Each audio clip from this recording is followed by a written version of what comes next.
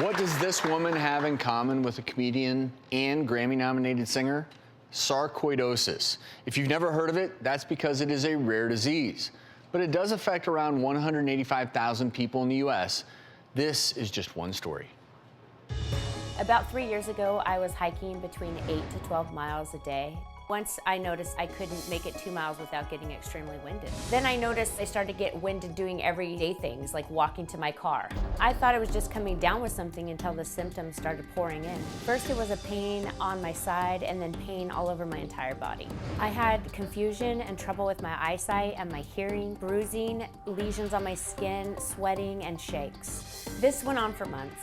Masses were later found on my lungs, my spleen, my bone marrow, my kidneys, and my liver. I also had enlarged lymph nodes. Doctors couldn't figure out what was wrong with me. It finally took about 8 months before I was diagnosed with sarcoidosis. If it had taken much longer, I don't know what would have happened. I consider myself a walking miracle. Brandi is in our audience today. Welcome. And to help shed some light on this sometimes elusive disease is her doctor, pulmonary and sarcoidosis specialist, Dr. Raj Dasgupta. Welcome, sir. Really good to have you. And thank you so much. You know, this is an important discussion. Explain to us what sarcoidosis is and how it affects the body. It's an inflammatory condition that affects every single organ in the body. The most common organ is always going to be the lungs, and that's why lung specialists like myself, called pulmonologists, are frequently involved in their care. But let's talk about Brandi, that she talked about masses in her liver and spleen. But what are these masses?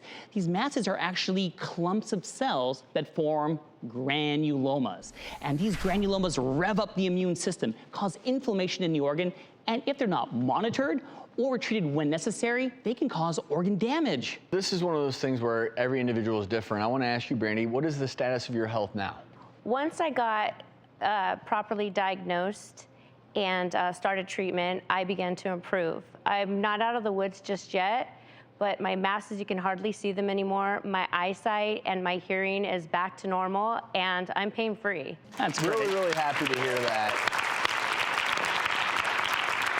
And you mentioned that it took several months to get a diagnosis, and one reason may be because in the early stages, this disease can show very few symptoms, and when symptoms do occur, they often come and go, may mimic other disorders. So Dr. Raj, let's talk about what to look out for when it comes to sarcoidosis. When it affects the lungs, you get chest pain, cough, shortness of breath. It mimics asthma.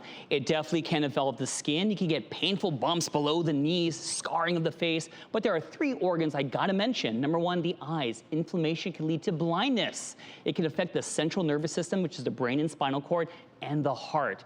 But let me say the symptoms of fevers, fatigue, night sweats, you know, they're non-specific, and sometimes it actually delays diagnosis. Really important to think about that because you might be wondering if you're at risk. Sarcoidosis, most common between the ages of 20 and 40, slightly more common in women than in men. In the United States, it's most common in African Americans and people of Scandinavian descent.